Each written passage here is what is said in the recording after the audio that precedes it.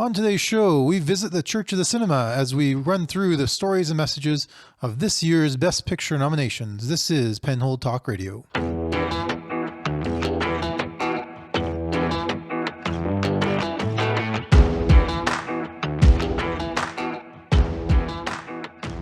And welcome back to the show. Thank you for joining us again this week. And my name is Brian Constantine. I am here with my co-host, Michael Rowland. Hello, hello. And I know everyone has scheduled their calendars around the big event this Sunday. Most important event of the year. That's right. The Oscars, of course, but we all know that, right? To be honest, I had no idea it was coming up until you suggested this.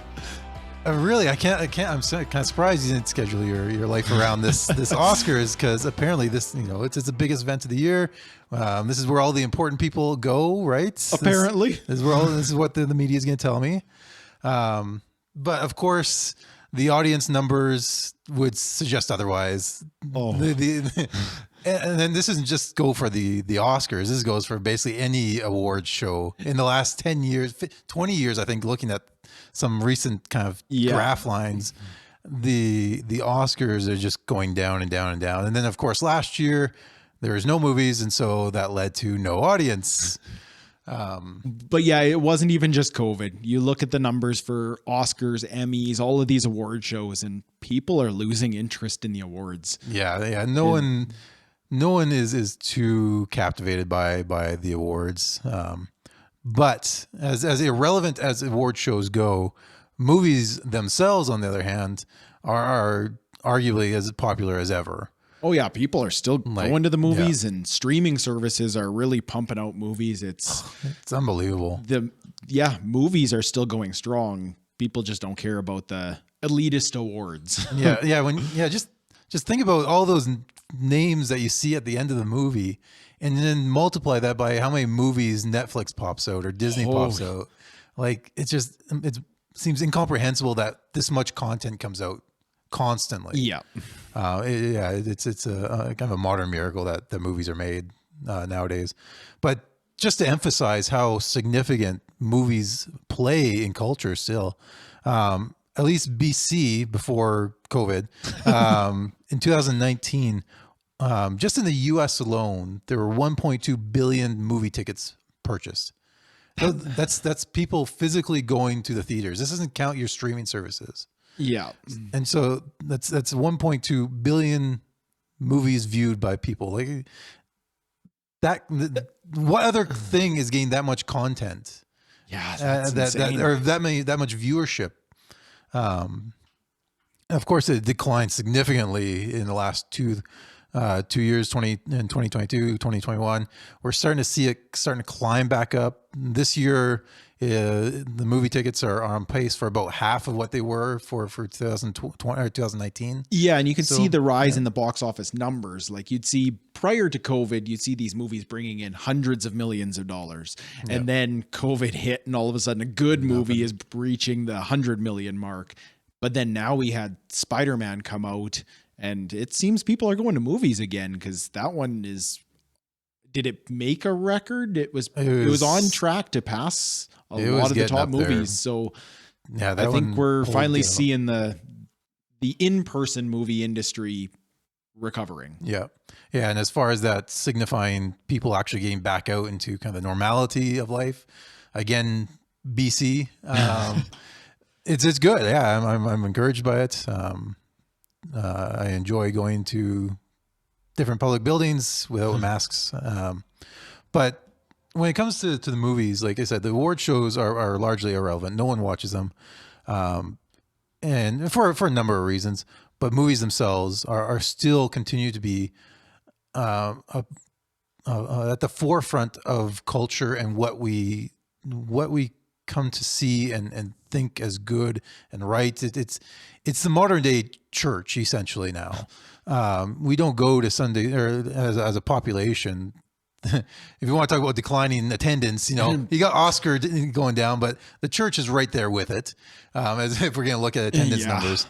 And so we no longer get kind of our moral values from the pulpit on a Sunday, but there are more than enough pastors and preachers out there, and they just get called actors and directors now. Yeah, they're pushing the morality on culture, and they're leading the way. Yeah, and then art has always done that. Yeah. Like that is the nature of art. I think it both reflects the culture in which it's made, but it also teaches as well. Yeah. And so that's kind of what we're going to go through today. We're gonna attend the Church of the Cinema, as it is, by looking at the Best Picture nominations for this year, and just kind of quickly going through them and kind of highlighting them and connecting them to a current issue or topic of the day, because all movies, I think all good movies are both timely in which they kind of address or are made to in reaction to something that's going on in the society or in the culture that's it's made in. Yep. But it hopefully does that by addressing it with some sort of timeless truth or timeless value. Otherwise, it just gets locked into its own little times capsule. Yeah, you think to the movies that you'll watch over and over again, and they're always the ones that have some kind of a timeless element to them. Mm-hmm. Anything that's too locked into a time, other than, of course, something about an event in history of significance, that's a little bit different category. But even there, I would say, you're learning something timeless, or hopefully you can still learn something timeless even through looking at those historical records. Like there's a reason why we still read ancient history, hopefully to learn something about for today. So I would say even a good historical drama is going to teach us how to go forward. Yeah, hopefully from wherever we are in time. But just to highlight this connection between art and the movies and culture, and how movies are meant to kind of influence and teach us.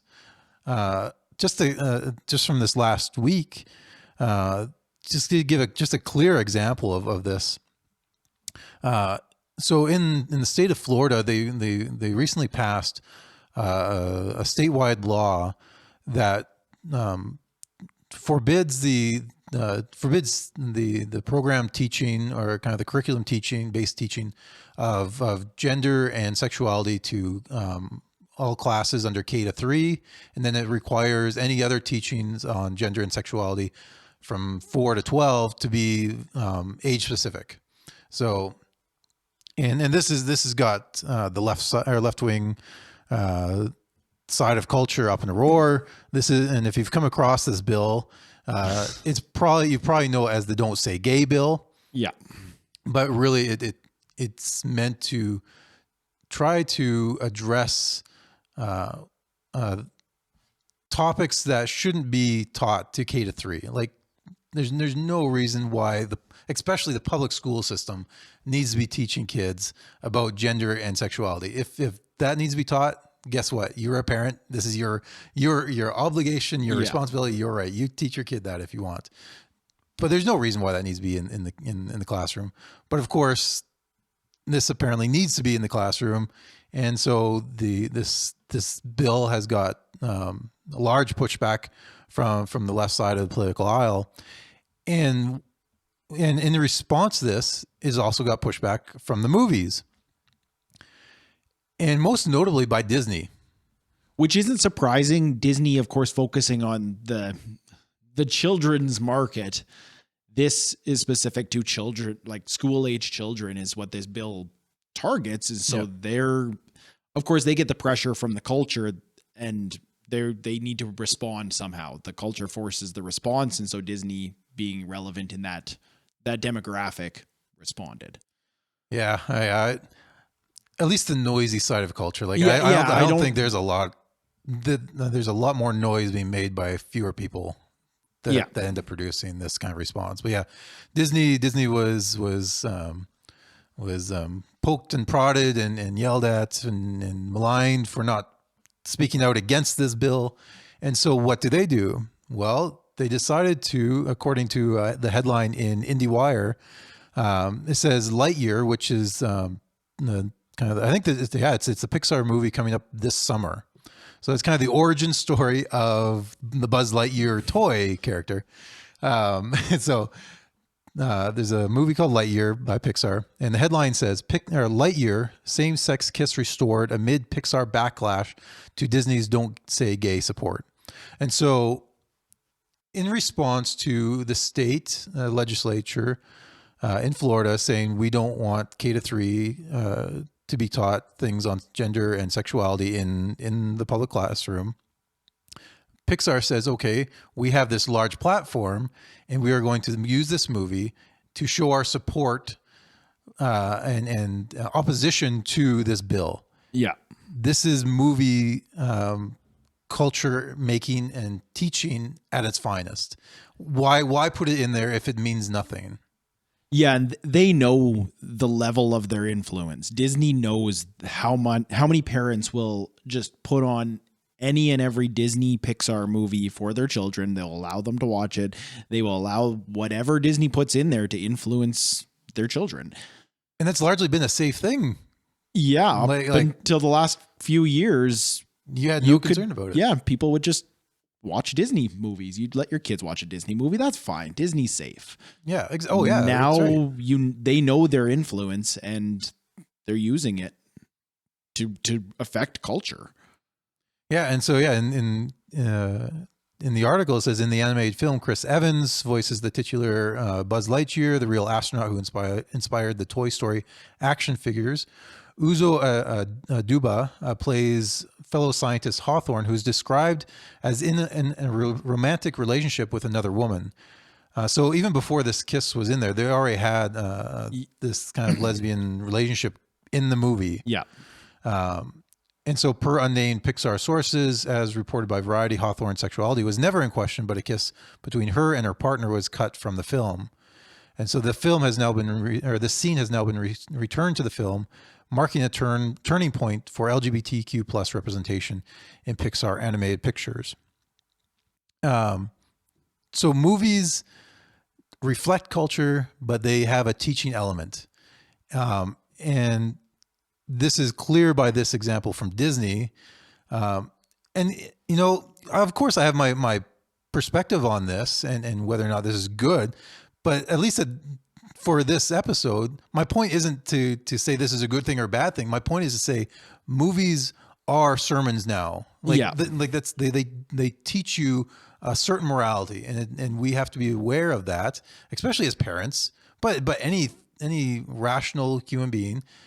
If you have to be engaged when you go to the movies now, or your morals are going to be impacted before you even realize it. Yeah. So with that being said, we're just going to quickly run through the Best Picture nominations this year, and again, just connect them to perhaps what they're addressing in culture, or at least how they can be connected to things that are happening in today's world. And we're just going to run through them in alphabetical order. I will say that perhaps one reason that the Oscars aren't popular is because no one, or hardly any of these movies are known. The top box office one in this set of 10 for Best Picture was Dune. And that hit number 9, I think. No, sorry, number 13 in the box office for last year. So really, the 13th highest. Yeah. Wow. The next one down was like in the 40s, I think it was. So yeah, there's no Spider-Man on this one. No, they like to pick the obscure movies, kind of the almost like indie genre type movies, the things that stand out as a little bit quirky and unique and not necessarily the most popular. They certainly seem to, and it's not to say that these movies are bad. It's no, these are just, if you're trying to drive and if you're trying to track the popular crowd or the layman on the street, the everyman to watch your elitist movie show, you might have to bring in some movies that other people are actually enjoying and watching and spending their money on. But anyways, all right. So the first one up is Belfast, and this is directed by Kenneth Branagh. He's also an actor as well. You might have I've enjoyed it. He's very classical in his approach. I know him from Murder on the Orient Express. Yep. He was phenomenal in that. And then there's the new one out I haven't seen yet. Yeah, but Death on the Nile. Death on the Nile. Both on both Agatha Christie movies. Yeah, so are based on Agatha stories. Yeah. So very much that classic murder mystery, and he's just got that classical acting kind of technique. Yeah, he's got a lot of different Shakespeare movies under his belt as well. Yep. Yeah. So yeah, terrific actor. And here he's made an excellent film. He himself is Irish, and so the movie centers around the kind of a close knit Protestant family growing up in a Catholic neighborhood of Belfast. And this is set in 1969, just at the kind of the ignition point of what would be called the Troubles, referring to the time of conflict between Catholics and Protestants. Yeah. That ran for I think it was over a decade. Like it is still that I still sense there's tension there even today when it comes to this issue. Yeah. So yeah, this is kind of Kenneth Branagh's. It's not a biography, but it's certainly a personal film for him. And you get that feeling from it almost immediately. It feels very personal. Mm-hmm. Like there's something you could tell that it was directed by somebody who's got some kind of connection to that. Yeah. Yeah, so it's filmed in black and white, and it really centers around. I think he's 8 years old in the movie, somewhere around there, 8 or 9 year old character by the name of Buddy, played by Jude Hill, and it really takes it from his perspective, and it starts off with him just playing make believe in the street with everyone mingling. You don't know who's who. There's no. It's just looks like a neighborhood. Idyllic neighborhood setting where everyone knows everyone. His mom starts yelling at him, and just kind of everyone, all the other parents and kids yell down the street until it finally reaches Buddy. Yeah, and then as he's going to his mom, he's saying hi to everybody on the street, and everybody just knows each other. It's a very close-knit community, not just family.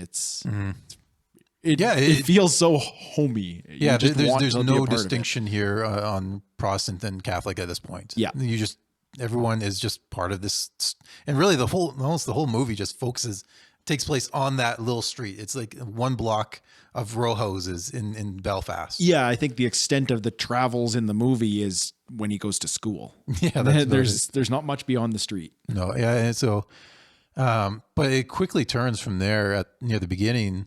And quite poignantly, because Buddy comes running around the corner, he's almost home, and he's carrying this garbage bin as his make believe shield. Right? Yeah, he's got the sword and shield, and they've just been playing battle. Yeah, and as he comes around the corner, all of a sudden there's a commotion, and you see this mob come around the corner, and his mom runs out and grabs him in the midst of the chaos, and all of a sudden his make believe shield turns into a literal shield. Yeah, she's using it to block the rocks they're throwing at them. Yeah, and that really kind of sets off the rest of the story, because now this family and this boy are trying to figure out what they do next. Yeah. For the boy, he's just trying to figure out this, like, we have friends that are Catholics. Can't they come over still? Yeah, he has conversations with people about how do you even know the difference between the Protestant and the Catholic? And like it's this poor little kid just trying to figure out what's happening. Mm-hmm. And alongside that are the adults trying to figure out the whole thing as well. Yeah. So Ma and Pa, which is their character's name. Again, this is from kind of the point of view of the child. Ma and Pa spend the movie deciding what is best for their family. This is home. This is where they've grown up. This is where their families are. Buddy looks like a tremendous relationship with his grandparents. He's always going there after school. There's that dilemma of at what point, how much danger does there have to be before you leave your community, your family, everything you've known to move on? And I think I don't know if that's a question that we really ask nowadays. This movie, if anything, there's this nostalgia about how close knit a community is and your loyalty to that community, and not just we're not talking about patriotism. We're just talking about loyalty to your neighbor and your street. Yep. It gets down to that level. Like, can I leave my neighbors? Yeah, they talk about Belfast. Like this extends over a period of time a fair length of time and things just keep progressively getting worse for them. And that's kind of where the question of, do we leave Belfast? But in a lot of ways, the sense is it's not even just Belfast. It's that very narrow window of that street. And yeah, just the tight community and how everybody really is family there. Mm-hmm. And what does it take? How far do you let things progress before you can give up on that loyalty? Yeah. Yeah. I don't know if, and so what's the timeliness of this? I don't know if Branagh had this in mind, but like Ukraine is the most immediate example today. And no doubt this kind of thought, or, you know, of how closely do I hold on to this community? Do I just sit and fight for it? That's kind of the situation. Ukraine is the most present example, but this happens, I think, numerous times, untold in the media, where conflict breaks out. What attachment do I have and loyalty do I have to my country, to my town, to my street, even to my neighbors? Yeah, and that's not a question that most of us ask. Like, let alone like even under good times, you know, it's not like, if I move, I'm gonna have new neighbors, or I'm gonna break relationship with my neighbors. Like we perhaps hope we get good neighbors in the sense that we hope they kind of are quiet and perhaps leave us alone and don't disturb us. But here it's like, if I'm moving, I'm moving away from friends. Yeah, and it's not just merely the people who lives next to me. I'm moving away from friends. So yeah, there's something here to make us think about what we should be considering in forming community and relationships with one another. Yeah. Even loyalty to our own street. Like that is our world. Do we think of it in that way? Should we think of it that way? There's something to ponder there. The next one up is a movie called CODA. And this is actually an acronym. This is directed by Sean Hayter. I'm not sure. I'm not familiar with his work, but the acronym CODA stands for Children of Deaf Adults, and this was released on Apple TV. So there's actually 2 or 3 movies that were, I think, was straight to streaming services on this. Yeah, that's definitely a unique feature in the awards of the last couple of years. We're starting to see these ones that are restricted to a streaming service. It's not sent to streaming later. That's the release, and it's getting to the ceremonies, to the awards. Yeah. I think Oscars still require some sort of cinematic release. I think that's still a thing. I have to double check. Yeah. I think there still has to be a theater viewing at some point. So CODA, it was released at Sundance, or at least shown at Sundance. And then that's where Apple TV bought the distribution rights and put it on theirs. Yeah. So I don't know if that counts. But anyways, I think there's still some sense that it has to be in cinema for now, at least. But anyways, CODA, Children of Deaf Adults. And so, as you might imagine, it follows a child of deaf adults, and in fact, as well, an older brother who can't hear. And so in this movie, her name is Ruby, and the actor's name is Amelia Jones. I guess the one main actor you might know is Marlee Matlin. She might be a name that some people might know. But Ruby, she grows up all her life in the midst of a family who can't speak, at least vocally. They have to use sign language, and it's kind of interesting. They kind of reference in the movie where growing up in that environment, she herself spoke oddly growing up, because you're not in a household that talks. If that's how you learn, it would play into how you interact with others, even if you don't have the impairment of your voice due to your lack of hearing. So she kind of ends up kind of mimicking a little bit of what voices or noises her parents can kind of manage. So the movie has lots of these kind of situational elements that, you know, we know how we would handle that as speaking folk, and yet what does that look like now for those who can't? And that plays out largely for Ruby's life. She is basically the interpreter for her family. She's grown up in this role, and she's very protective of her family. She's making sure that no one is taking advantage of her. This movie takes place on the east coast of the States, I think Maine or something like that. So her family, her dad and brother are fishermen, and so she's always waking up at 3 a.m, going out fishing with him. But she herself is starting to get to the age near the end of high school where she's going to start thinking about college. And one passion and talent that she does seem to have is the ability to sing. Now, you kind of go, of course. And this is kind of this is where it's a little bit hallmarky for me. It's like, of course, the child of deaf adults would sing. Like that just seems natural. In fact, there's a kind of a joke in the movie where the mother says, of course you want to sing. You would probably want to be an artist if we were blind. Like there's almost like a self-recognition that this is like the obvious thing. And this is what scriptwriters do. They try to increase the tension as much as possible. So it's good script writing that way if it's not otherwise obvious. But so she's at the stage where she's growing up, and so she's fiercely loyal to her family and concerned about leaving them in this world where they have to interact with people through sign language. But she has these dreams of being a singer. And so she herself is struggling with whether she can go or not. And her family is struggling with whether they can let her go if they need her. And so it really ends up kind of presenting the question of what obligations do children have to their parents, and a little bit on the reverse side as well, but especially here in the context of when parents have some sort of disability. Right. And you are really the bridge between them and the rest of the world. And here the movie is well shot. It's well acted. In fact, like I said, there's some fun situations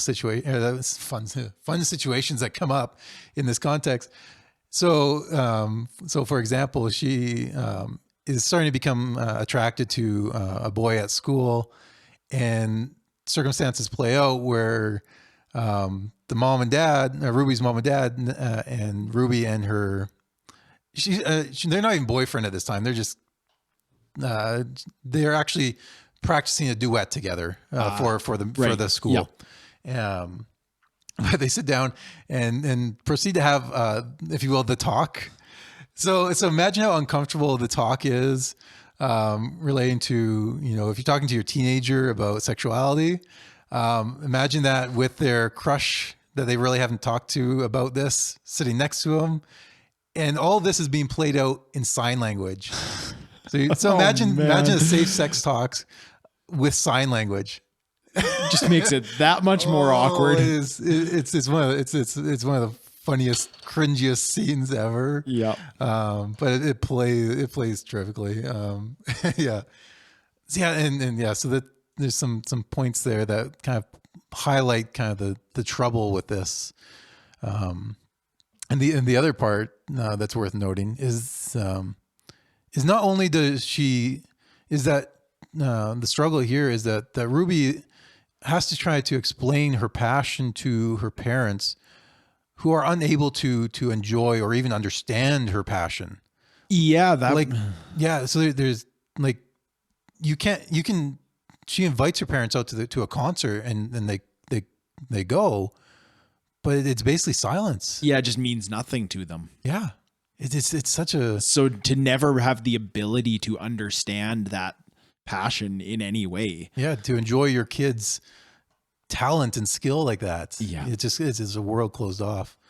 To me, this kind of addresses this whole be you mentality that we see in culture. Be whatever you want to be. There's almost a fierce independence that goes that our culture tends to teach.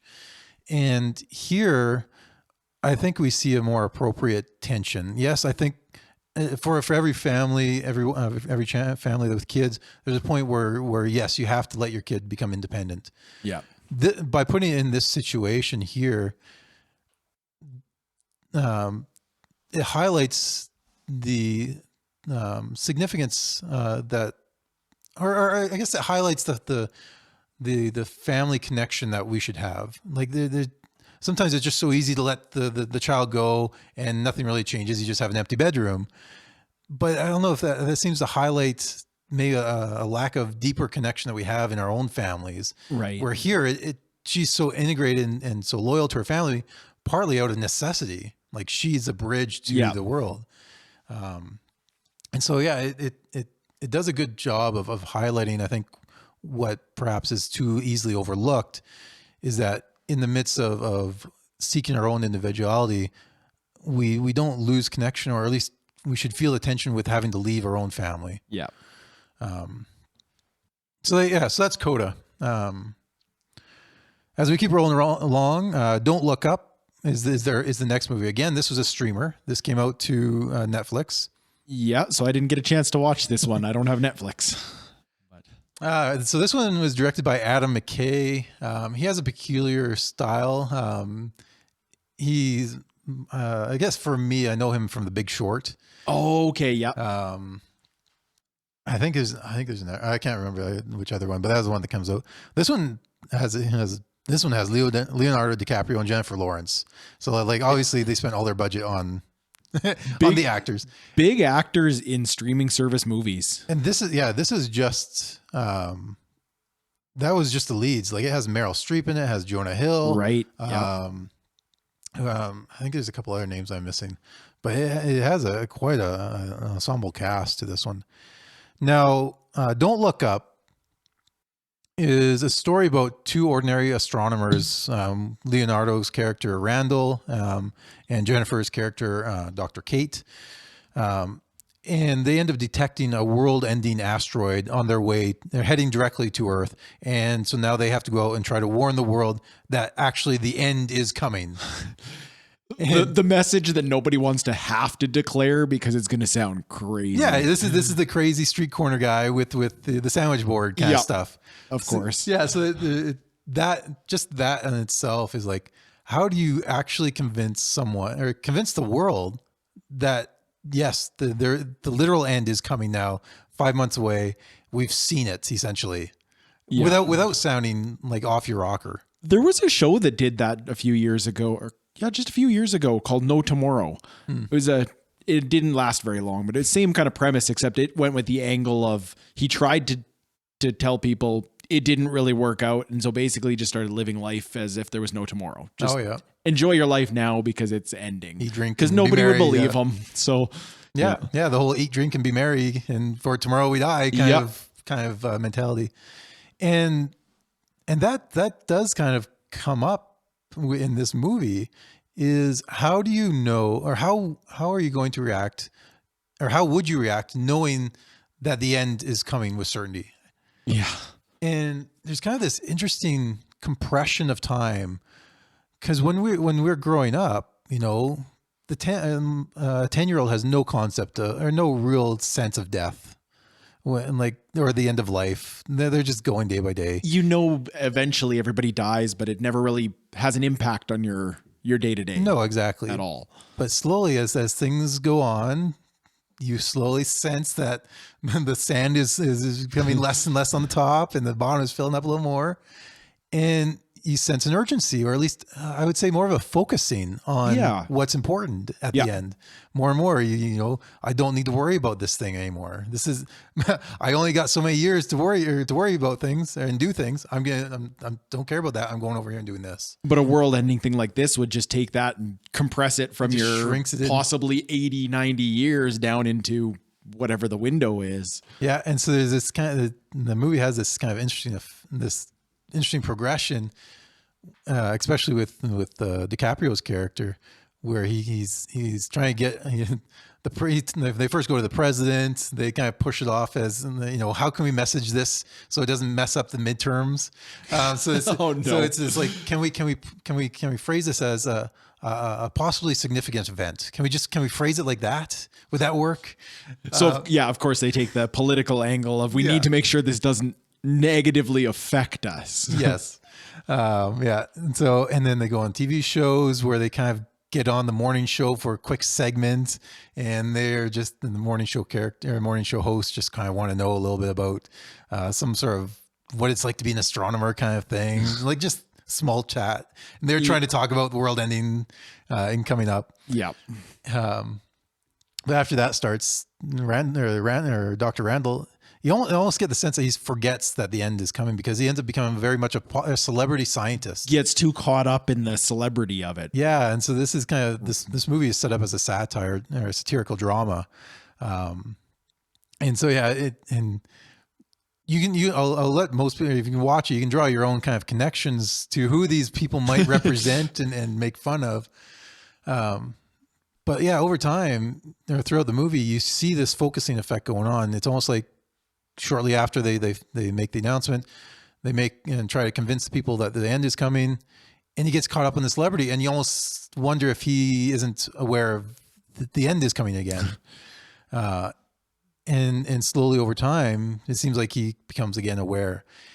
And the director and DiCaprio, if you know anything about him, especially when it comes to his kind of activist side of things, he's big on the climate change front, and so ostensibly this is kind of what the asteroid is meant to signify, is this world-ending catastrophe of climate change.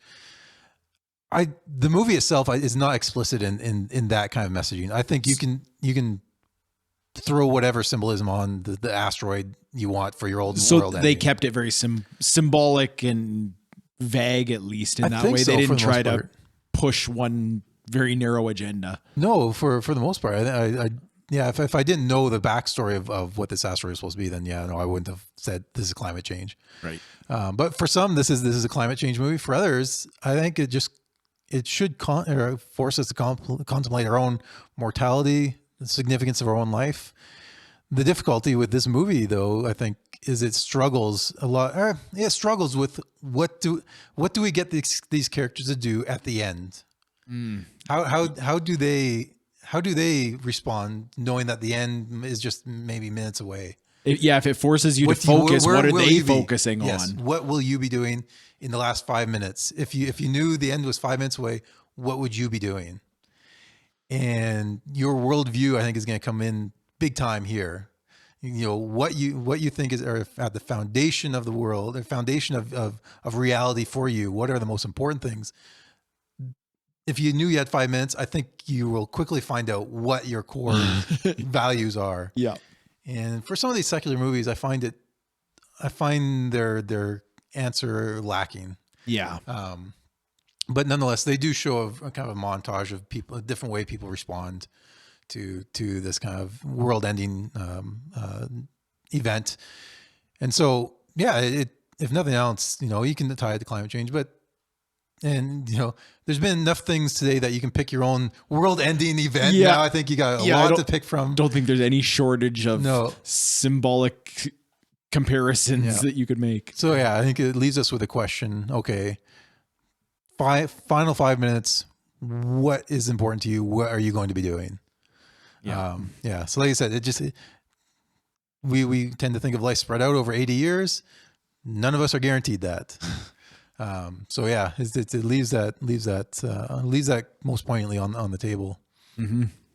The fourth movie on the list is the longest movie. It's Drive My Car. This was released in November, and it's 3 hours long, and it's a Japanese movie. And I don't say that to malign the Japanese movie. It's just as an English only guy, that means 3 hours of subtitles. Right. Yeah. 3 hours of trying of following along with this movie. And it's not an action movie. It's Drive My Car. It's not about getaway drivers or anything like that. It follows, I'm not even the lead. I think I can get the lead's actor out is Hidetoshi Nishijima. Apologies, I tried. Um, but the movie opens with a 40-minute, if you will, preface. The opening credits roll at 40 minutes into this movie. Oh, wow. And so in the first 40 minutes, we kind of establish this character. He's this male character in a very close relationship with his wife. He himself is a TV actor who's now kind of shifted to theater. And she herself is a screenplay writer, and so they kind of write stories together. But in the first 40 minutes, they sell you on this idea of how close this relationship is, but then he ends up discovering that she's having an affair, and so he doesn't let her know that he knows, and thinking that perhaps we can just continue on. Things are good. I don't want to upset things, right? And then his wife suddenly passes away. Like I said, this is the first 40 minutes, and so he leaves the house. She says, "When you get back, let's talk. We have something to talk about." And so he's thinking that everything's going to change now. Oh, and just leaves that hanging. He leaves. He comes back. She's passed away out of a cerebral hemorrhage, so an aneurysm. Oh, so it's man. this is a young couple, Yeah. essentially. And then that's when the credits hit. And so the rest of the movie is basically him. He has his 1990s red Saab that he drives around. But he ends up getting asked to direct a play, Anton Chekhov play, Uncle Vanya. And he was performing in this play at the beginning of the movie, and to help kind of learn his lines, he got his wife to read the other characters' lines, Right. and record that. So he'd play this cape in the car as he's driving. She would say a line, there's to be silence, and he would say his line. And so he has this tape now of his wife's voice, and that plays out for most of the movie. And so there's this real struggle with him about whether or how to grieve this relationship left with unanswered questions. Yeah. And so the rest of the movie is kind of him staging, directing, auditioning different character or different people to play in this Uncle Vanya play. While trying to confront these questions of relationship, how well you really know somebody, and it's a lot of dialogue. And for if anything else, it's a nice throwback. If you have good, strong dialogue in a simple movie, I can watch it. That's one thing I like about the old movies is they had such strong screenplays because they couldn't rely on flashy production designs and explosions and CGI effects and that kind of thing. Yeah, you could have an entire movie play out in one room, but the dialogue made it strong. Yep. And so like there's a very, very intense scene of a conversation between the main character and the young actor in the car, and it probably plays out for about 10-15 minutes of them talking about him, his wife, and there's complexities in this young actor's connections to his wife as well. But it really kind of one particular moment there is would you really want to know what's in someone's heart, like completely?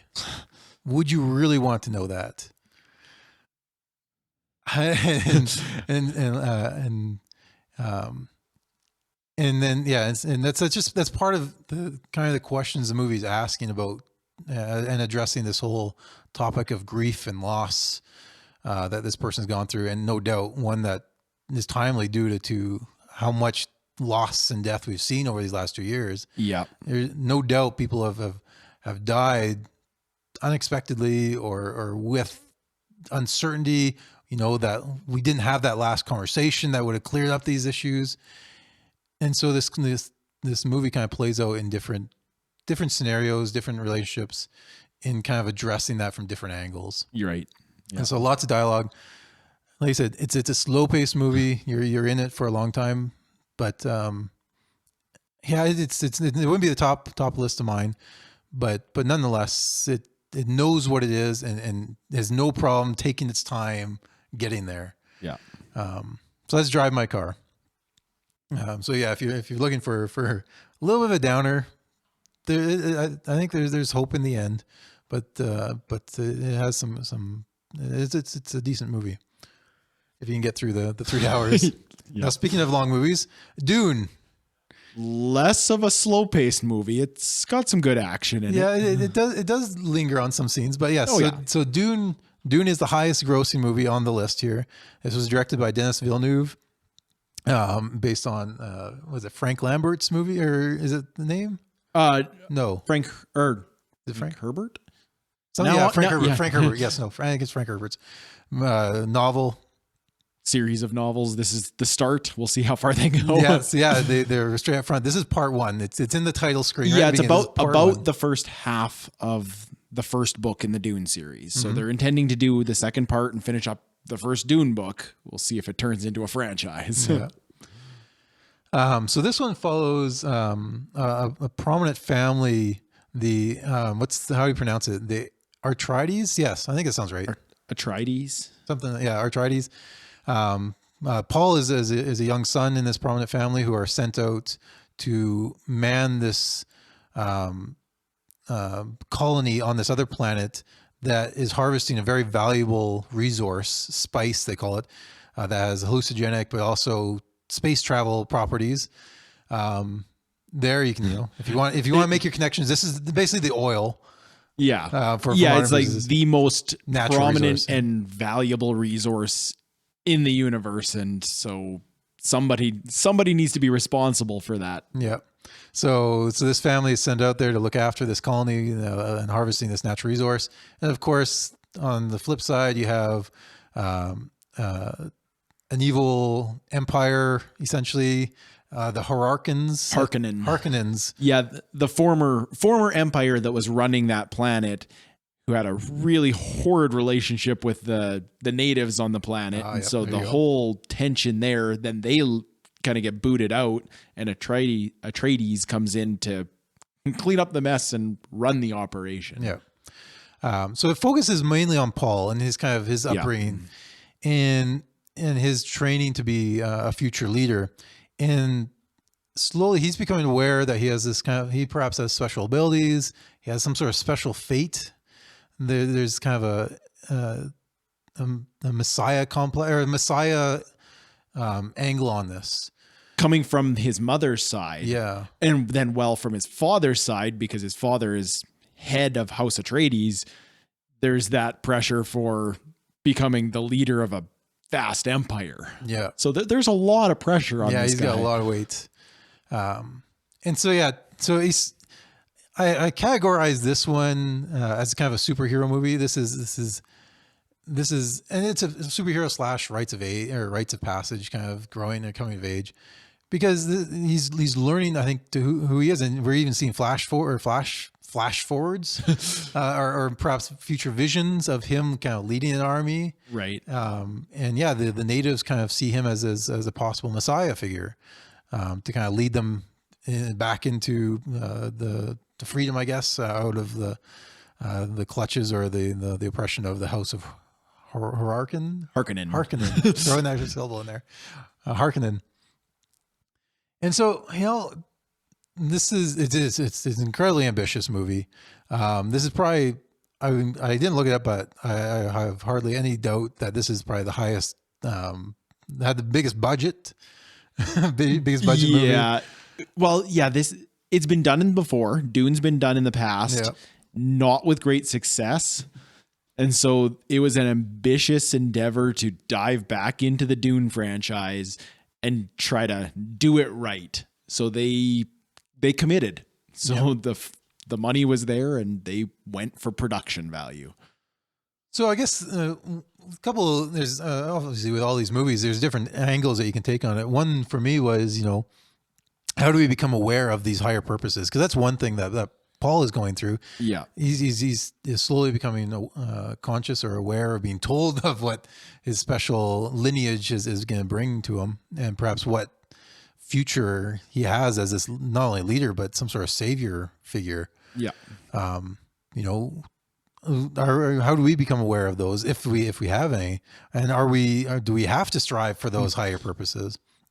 The other thing is there's this whole Messiah complex and savior angle, which is like I said, that's where I get the superhero genre from. We don't get fully there in this movie, but you kind of see in that line, like this is where you see with the Superman. This is the Avengers, that you have these people who have special abilities who are able to save everyone else. Yeah. And it's I think it's an interesting longing. I think it's not I don't think it's a foreign longing for anybody. There's something in us, whether we think we can save ourselves from everything or we turn to someone else or something else. There's this ultimate figure or thing that we cling to for ultimate security or protection. Yeah. I think that's the gist of it. And, to tie this into today's world, one angle here is just surprising how many people see the government as Messiah now. Like you have an issue, you go to the government to solve it. Or we have, I can't make I'm having trouble with kids. We'll fund daycare. I'm having trouble with finances. I'll make sure the government has the kind of the welfare safety net. There's where else do you turn to? Like we don't look to our neighbors as much anymore. We certainly don't. Before you went to the church. That was the social safety net. Yep. But now it's all kind of gone to the government. And still, like I said, it fits that longing of having a place of security. It's just the government is said, yeah, we're good and powerful. We got lots of things.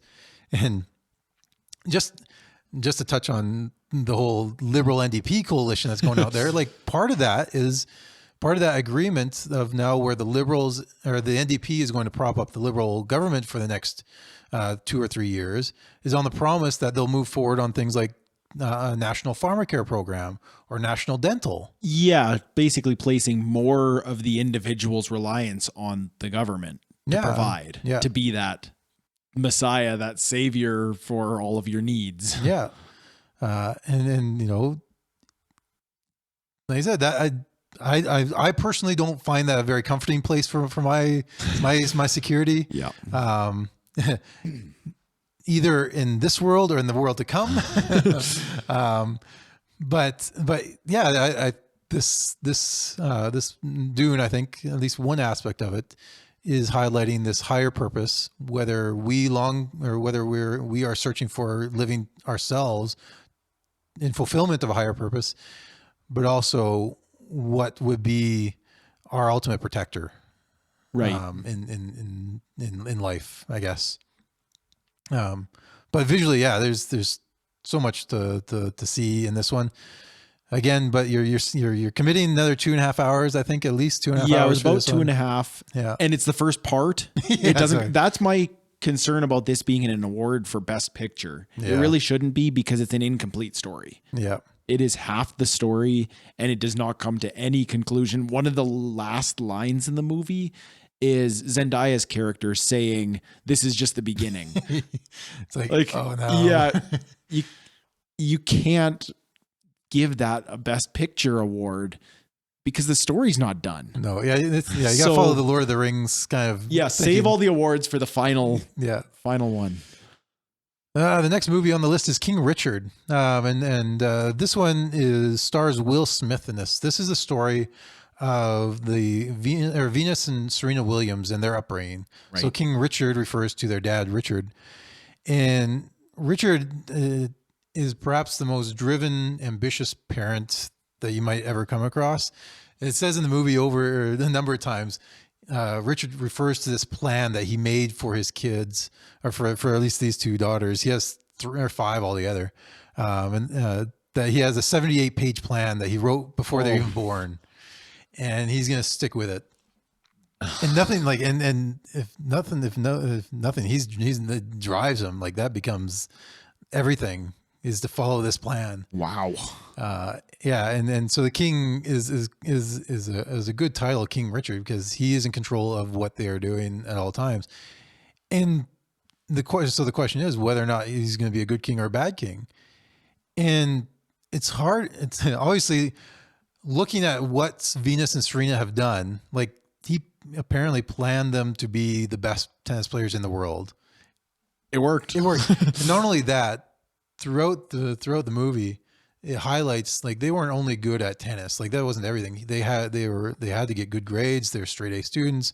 One of the other daughters is a valedictorian. Apparently, at least Venus they reference it when she's like still like 14 or 15. That in the midst of all this tennis training, she's been able to learn 4 languages. Wow. Like, yeah, this is incredible ambition fulfilled. And the kids themselves remain remarkably humble throughout it, at least as the movie portrays them. I don't know, obviously, them personally, but even as they are hitting kind of the junior circuit, and Venus, her in particular, is dominating everyone. Like, she goes like 63-0 in the junior circuit. Like, so yeah, this is when she's like 10 or 11 years old. And she's winning tournaments, and there's a scene when they're all kind of piled in their old van, and there is King Richard perceives them as bragging about their wins, and basically gets them to go into a grocery store to get a drink, and he's prepared to drive off and let them walk 3 hours home, or 3 miles home, just to get the point that you don't brag, you stay humble. Yeah. His wife vehemently rejects this, and makes him stop a little bit down the road. And so, but that's one example of it. But throughout the movie, the kids are supremely humble but supremely confident. Like, this one girl is asked about, who would you like to best play like? And the response is, I want people to start playing like me. Like, I want people to think about how they can play like me. Yeah. There's a confidence there that borders on arrogance, but they back it all up with their skill. Yeah. And so all this movie is kind of it kind of is asking the question as you're going along, and as you're seeing how much control Richard has over their daughters, or over his daughters, who are, as far as we can tell, thoroughly enjoying it for the most part. There's tension that comes near the end as they start to themselves mature and then think they can take on the pros, where he's reluctant to let go of it because he's been so in control, right? And whether or not this follows the plan. But there's number of decisions along the way where you yourself as a parent are reacting like, was that really what he needs to be done? Is he being rightfully protective, or is he really being overbearing? Is he driving them too hard? Or should he just let them be kids? And there's this back and forth tension throughout the movie of whether or not you think he's a good father, or a good king, as it were, or a bad king, or more of a tyrant. And it really ends up kind of, asking the audience, how much parental control should one have over their kids? And this is, I think, particularly poignant in today's setting. I don't think I have to point out I don't think this is something that needs to be, I don't have to argue this out, is what I'm trying to say, is that we can clearly see how maligned, or how brought down parents are in so many different settings in culture now. Yeah, I kind of, looking at this, it feels like it's such an extreme to the parental control and parental authority, but in reaction to a culture where parents are expected to not really have any authority over their children. We expect children to have authority over themselves now, Yeah. or the government to have authority over your children. So Yeah. it's, I don't know. It sounds so extreme in reaction to what's more familiar now. Yeah, especially in kind of comparison to today's culture. Like there's something about his ambition that you as a parent want. Like you want the best for them. You and you perhaps in an earlier time, like this is set in the 1990s in LA, in Compton in LA. Oh, okay. So like this is rough neighborhood kind of stuff. And part of the story is about how Venus and Serena are like the black, or like some of the first black kids to be part of the tennis community. Oh, okay. Yeah. Which would be predominantly white. Yep. And wealthy. And so, I won't touch on that element, but that is certainly it's not prominent, but it's a steady undercurrent throughout the movie. But it's really the parental control. Like we have to be able to drive our kids to succeed, but in today's it seems like there's such a almost a hands off. And the government themselves are certainly there to say, we'll look after them. Again, the whole daycare thing. Yeah. I know when I was running for trustee, part of it was in reaction to the government's, at the time, the provincial government's, NDP government, saying that governments or the teachers didn't have to tell parents about their students' involvement or their own kids' involvement in gay straight alliances or any school club. Yeah. And now, like you go on social media and you see kids or parents being led by their kids when they say, I feel like a girl today. Like a 3-year-old, 4-year-old, 5-year-olds, like people post this on TikTok and then social media bragging about this.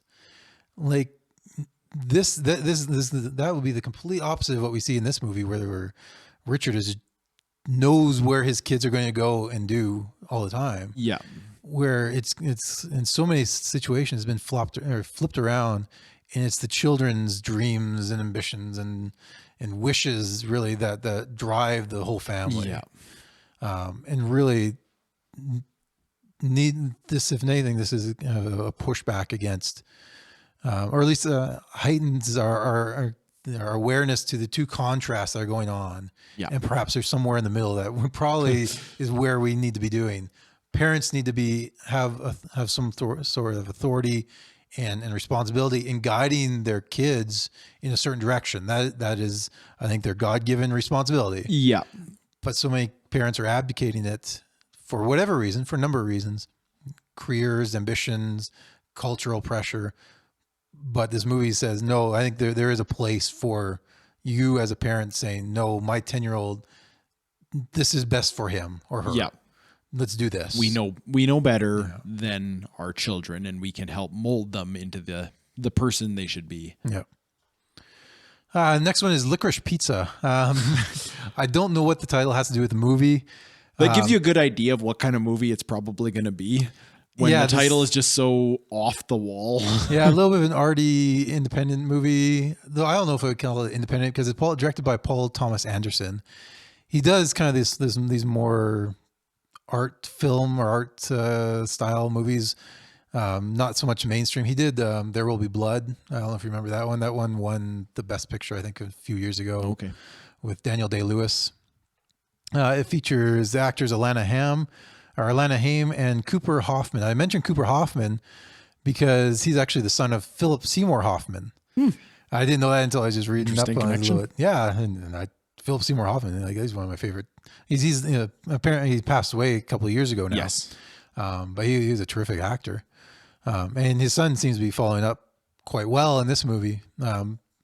So this one here, Hoffman plays Gary. He's a 15-year-old with self-confidence to share with the world. Like he is the most ambitious 15-year-old you can ever imagine. He's throughout this movie, he sets up and runs like 2 or 3 different businesses. And so this movie takes place in around the 1970s. And so he's a 15-year-old in high school who instantly feels attracted to and hits on kind of a directionless young lady. She's 25 years old, who comes by as part of the school picture day. She's helping out the company who's doing the school pictures. Oh man. And so, like you said, so he's 15-year-old hitting on a 25-year-old. That in itself seems odd and not quite right. But Gary's character plays so over his age that it doesn't really become a point in the movie.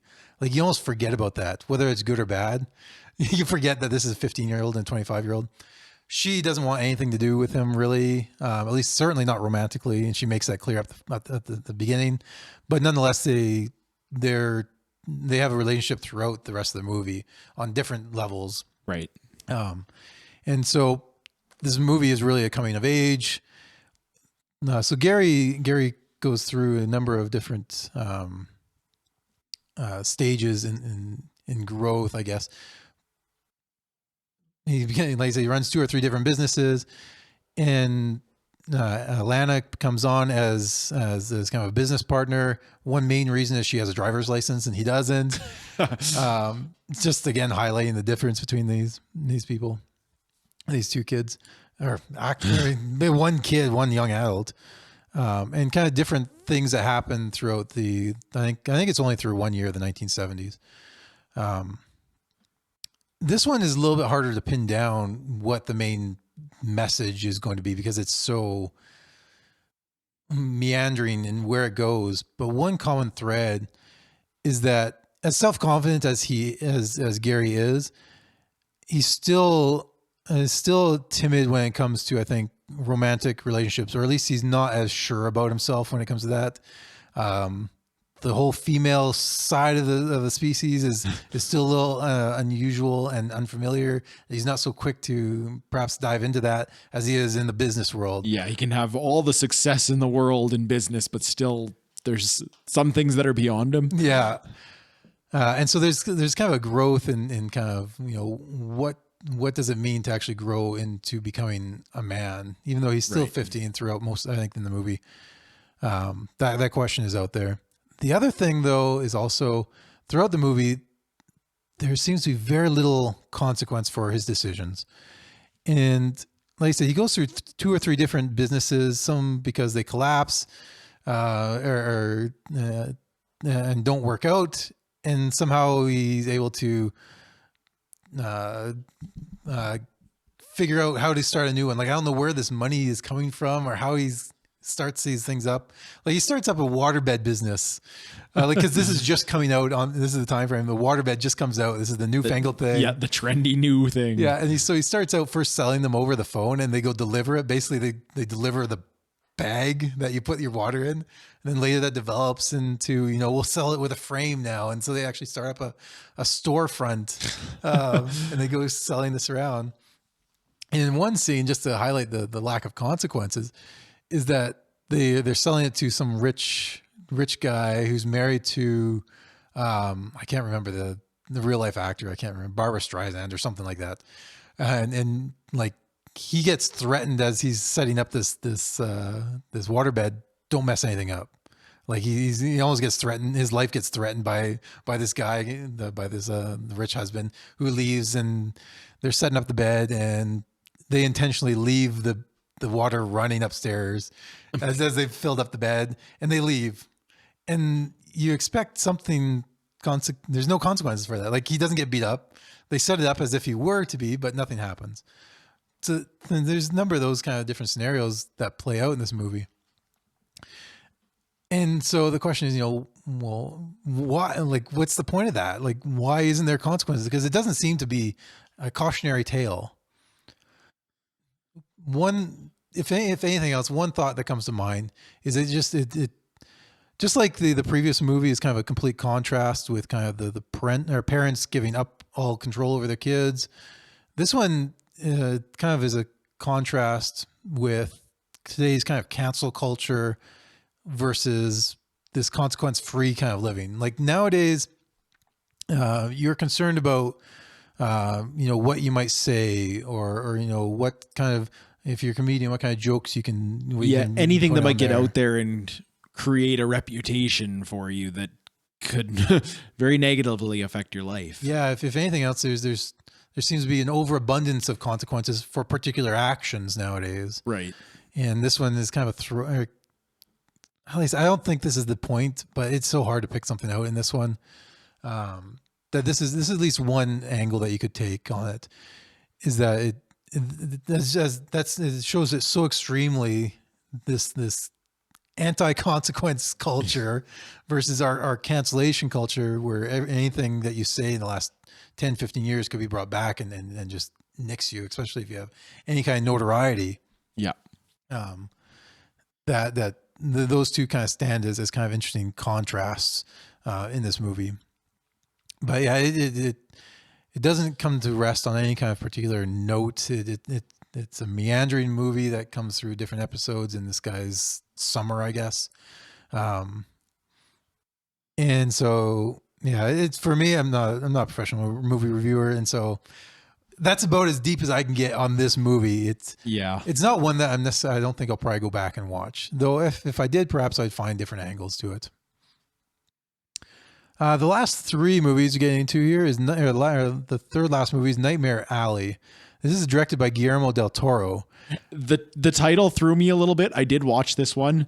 That title, you feel like you're going to be getting into a horror movie or something. Nightmare Alley just sounds like some kind of slasher flick or something. Yeah. That's not at all where this went. No, especially if you've watched any Guillermo del Toro movies like Pan's Labyrinth, there's some weird things that end up happening. Yeah, I knew the director creatures going in, so I knew it was going to be quirky in its own ways. Like, he has a tendency to do things that are a little unnerving. There's just aspects of the movie, like I remember using Pan's Labyrinth as an example.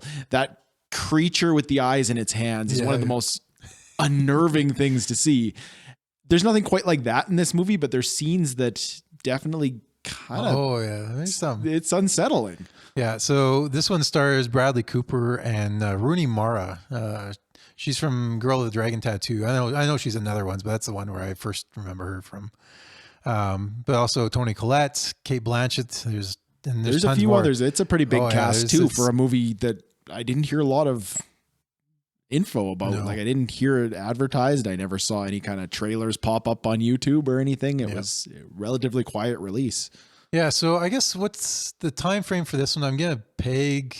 Oh, what was it? About 1950s. Was it okay? Around 1950s, yeah. So Bradley Cooper's character, Stanton, he's a drifter that kind of ends up becoming a carny. He works at the carnival, and this is your old-fashioned style carnival with that is essentially a freak show, as it would be called. Yeah. And so he becomes basically just a helping hand there as he just kind of wanders into the carnival one day. It opens up like the opening scene. You have no idea who this guy is.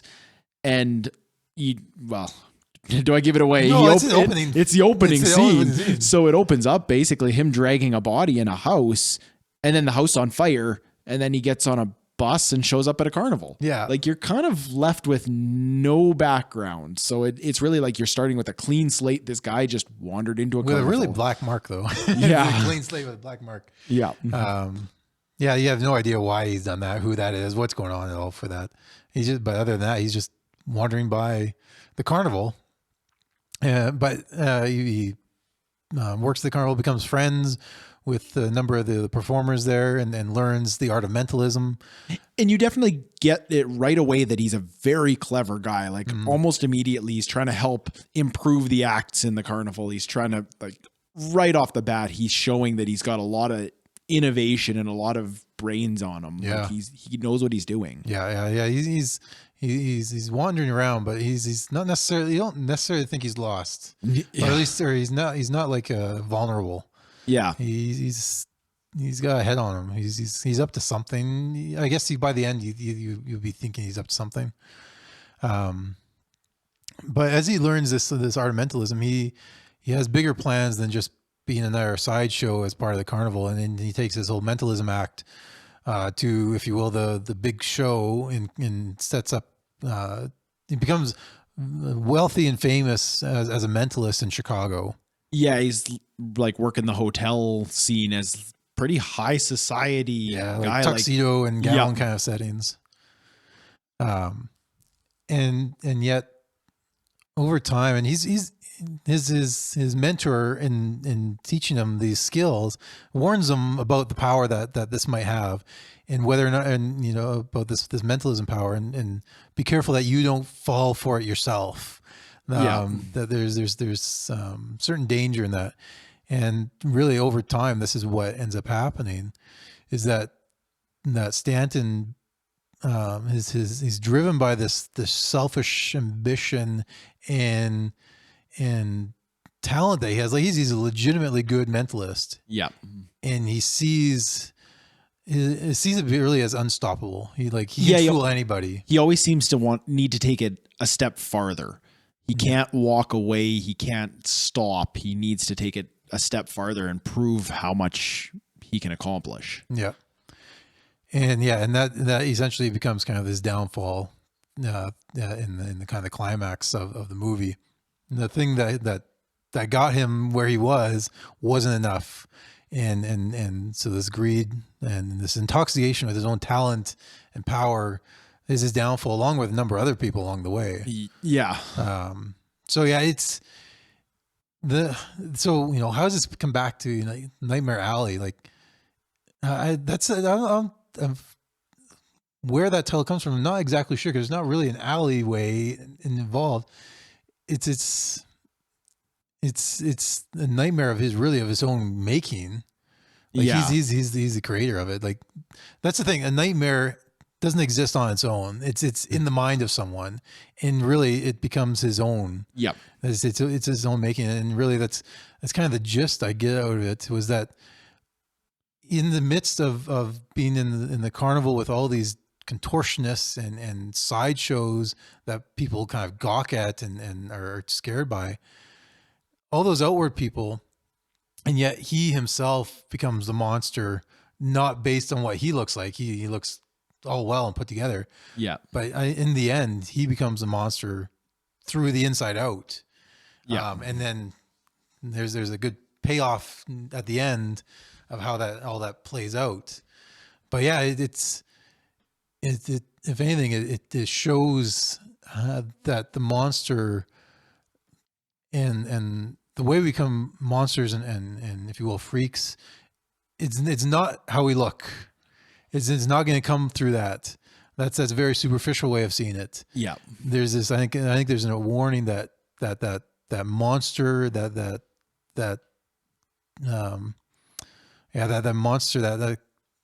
and then I guess the evil almost is inside of us. Yeah. It's if we aren't careful about that, that's going to come out from inside of us. We don't have to rely on anyone else. We can become our own monsters, is really what ends up happening to this guy. Yeah, I liked this one. I really thought this was a good movie. I didn't realize it initially. It's a remake of a 1947 film that I don't think made it very big. I hadn't seen anything about it before, but it'd be interesting to go back and watch that one as well. But of course, this one, you can tell that Guillermo del Toro took his direction with it. It's got it's got his fingerprints all over it. But yeah, it's very well done. Good movie. And then second last, penultimate, I'll use that word for my wife. We have The Power of the Dog. This is by Jane Campion. And this one stars Benedict Cumberbatch, Jesse Plemons. You might know him from Breaking Bad fame. Kirsten Dunst and Cody Smith McPhee. He's actually the boy in the movie The Road.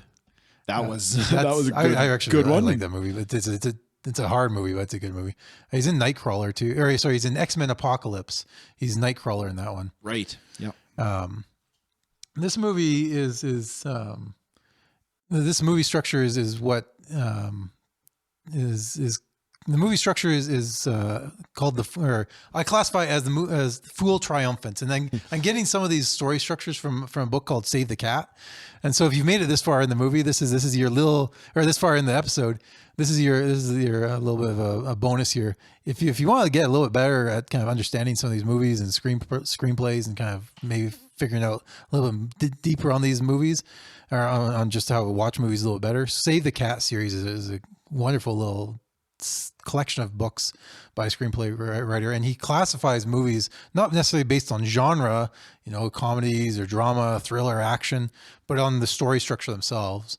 And so this is a Fool Triumphant. And so the characteristic of this story is that you have someone who's kind of plays the idiot, or the guy who doesn't really, that no one thinks is worth anything, no one listens to. Yeah.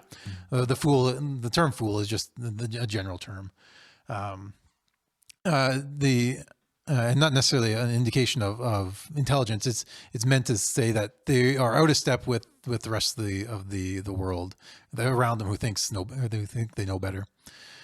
But in this one here, Benedict Cumberbatch's character Phil is a tough cowboy in 1925 Montana, and he's herding cattle with his brother, played by Jesse Plemons. His name is George, and there's a real strong contrast between Phil and George. Phil is kind of this tough cowboy, macho kind of guy, rough and tumble. George is kind of the more sophisticated, styled, urban, kind of maybe more sensitive guy. Yeah. And they arrive at a small hotel, which is run by Kirsten Dunst's character and her son, Peter, who's played by Cody. And Rose's son Peter, he's on the more sensitive side, and his sexuality is kind of ambiguous, though it certainly seems to go towards kind of the homosexual side. He's certainly effeminate, and through that interaction at the hotel, Phil ends up bullying Peter, and that causes him to run out of the hotel. And George consoles Rose, who's seen all this and who's upset by how her son's being treated.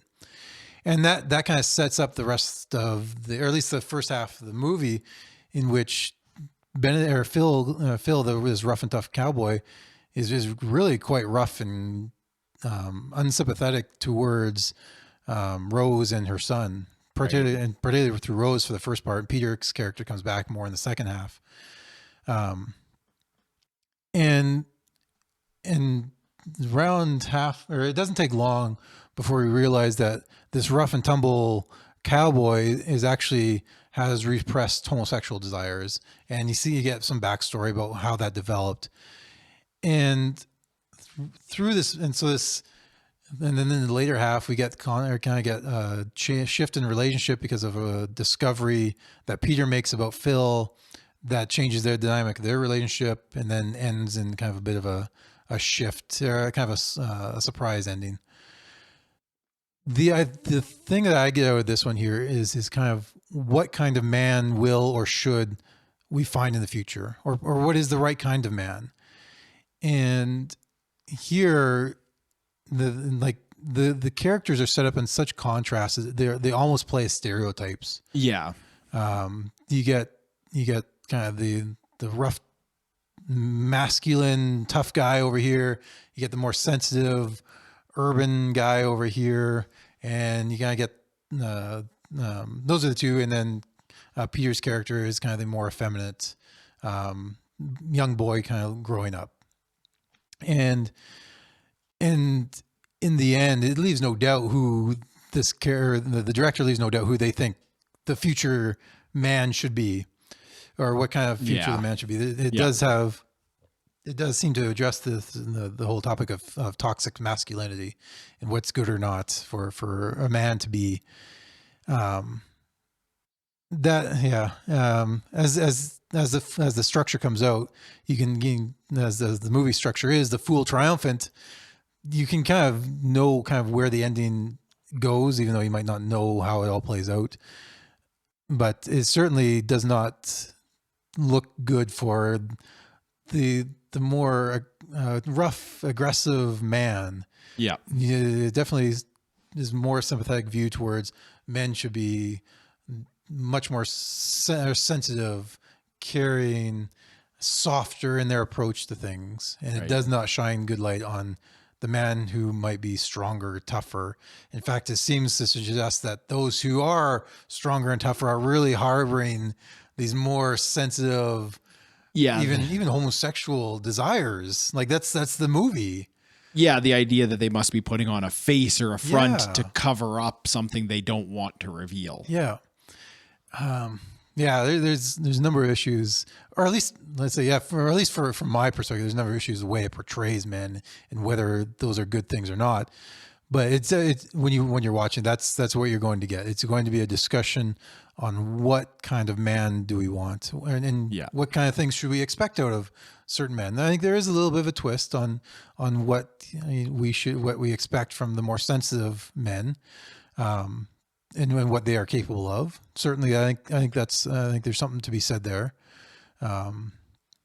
But overall, I don't think it has anything nice to say about the more independent, self-sufficient, strong man approach.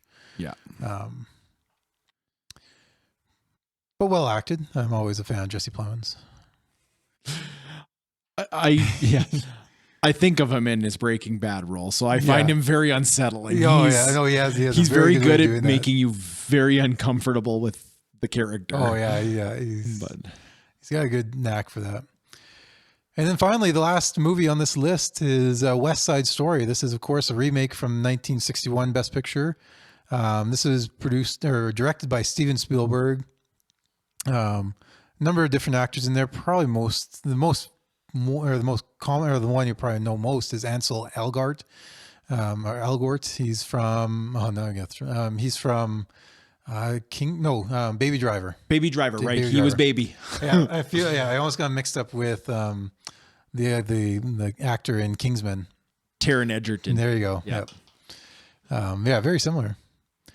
In this one, of course, if you haven't watched the original, this is a movie about a romantic relationship between an Irish American and a Puerto Rican American in the 1950s New York, and how their relationship is really a flashpoint for the tensions of the two rival gangs of the Irish and Puerto Rican gangs taking over a New York neighborhood that's increasingly being kind of encroached upon by the new society, new world, new buildings being built. So this kind of old way of things is kind of being pushed out, but there's still, and so it ends up doing is this territory is being collapsed, and so they're being pushed together to fight over this land still, this neighborhood.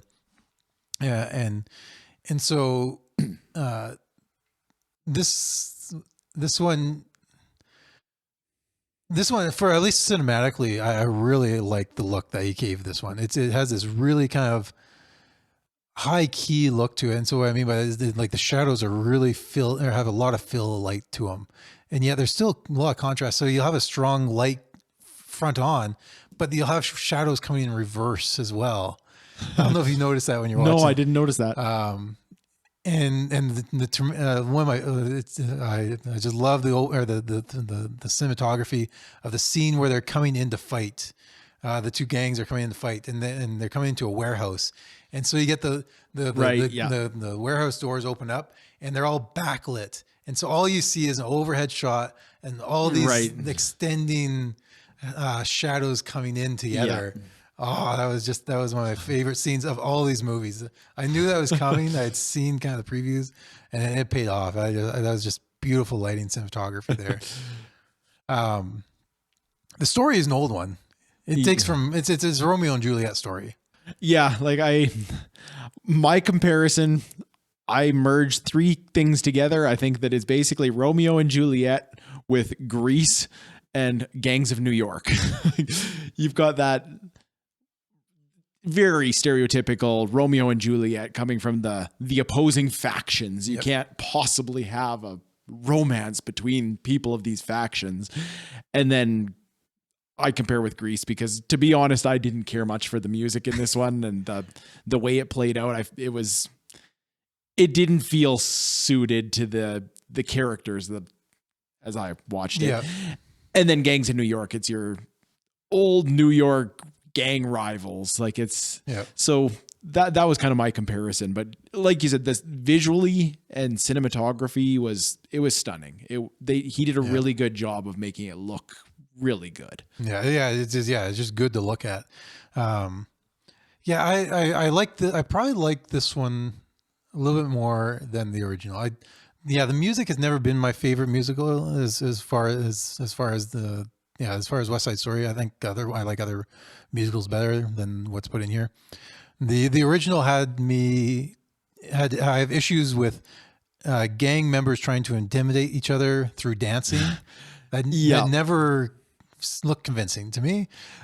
So I didn't have the buy-in that they were going for. Yeah. That I didn't feel as strongly with this movie here. They don't try to have dance-offs in the same way as the original did. Not like, no, I've never seen the original. I know a little bit about it, but there's definitely scenes in this one as well, like where it's a one-on-one fight that's very much choreographed as a dance. And so it still has that feel, but it's not quite as dance for the purpose of intimidation. Yeah, no, in the original, like they're like snapping fingers as they come at each other. Yeah. they just walk in this one. Yeah. And so this one here obviously applies to, how do we think about, the political divisions that are going on? How do we think about the racial divisions in the States? It might be, the Black or the African American community and the white community. Well, yeah, we can up here. It's Indigenous and Canadian and the white Canadians.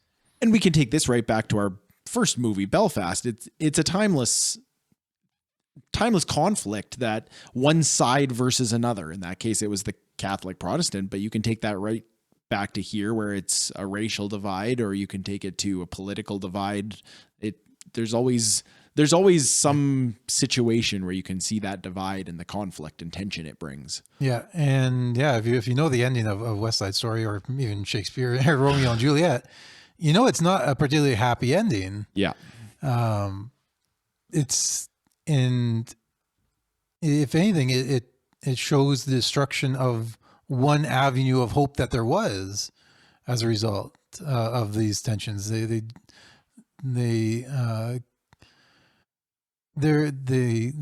gave up on kind of the one example of where there might be reconciliation. Yeah. And it's interesting that it's the relationship between the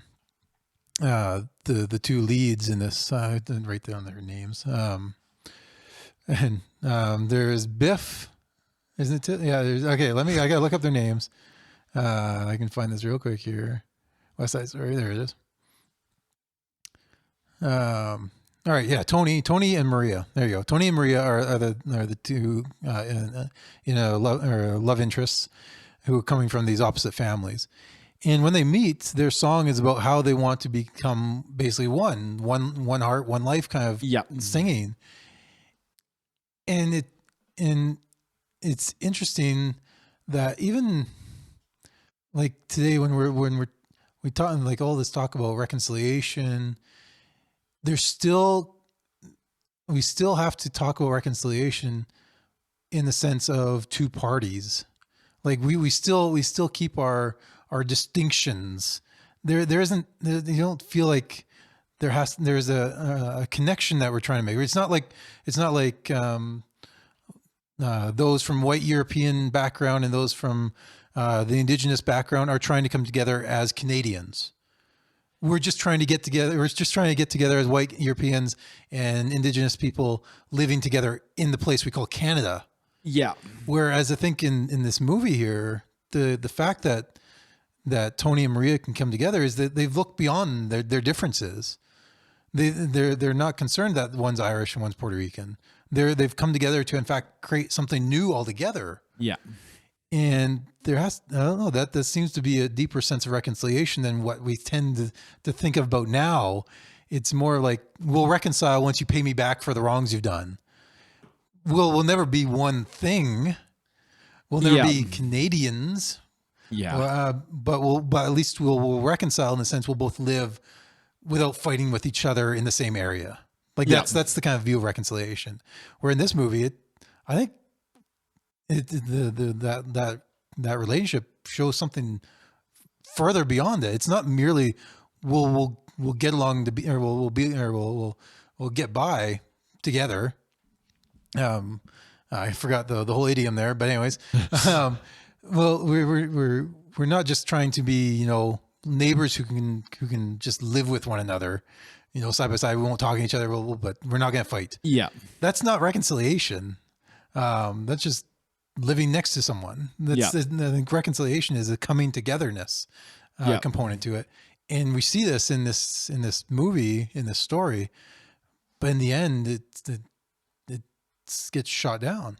Yeah, the results of it really play out as a cautionary tale of what happens if you can't find that reconciliation. Yeah, if you can't, earnestly. Yeah, it's not. Yeah, then it almost seems like it has to be. How can two gangs actually live together? Like, almost by definition, like they have to be at war with one another. Yeah, and that almost seems to be kind of the approach we take now. If we is that we just have we are separate factions trying to live with one another, and it doesn't. I don't know. Yeah, if this is anything, it doesn't bode well. If this movie is any kind of foreshadowing, anything to teach, unless there is some sort of unity that comes, some sort of newness that comes out of the togetherness of these two things, or these two people, it's not going to work. Yeah, it can't. There's always going to be there's always going to be another thing that's going to rile up the animosity again, because the distinctions are always going to be there, unless they can be reconciled in a more united way. Yeah. So those are 10 stories, or the 10 movies. I know we've gone for a long time, but hopefully you may sort through and pick out which movie you want to listen to us talk about and go from there. But no, I think movies still are movies, if nothing, have only increased their power and their influence over culture. And I think it's important for us to see what they have to teach us in our time and interact with them in a thoughtful and intelligent way, lest we simply get swept along with what they want to teach us. Yep.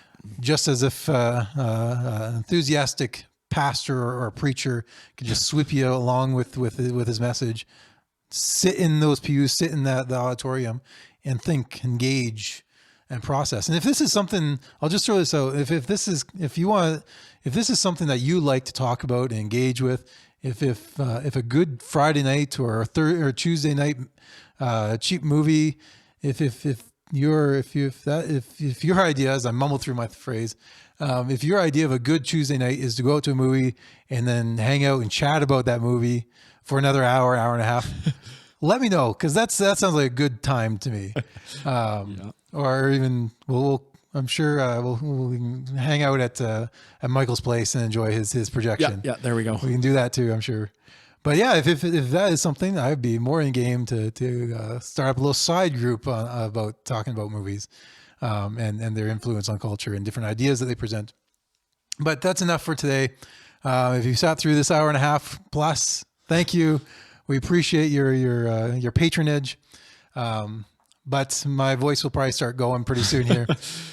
Until next time, my name is Brian Constantine. And I'm Michael Rowland. And this has been Penhill Talk Radio.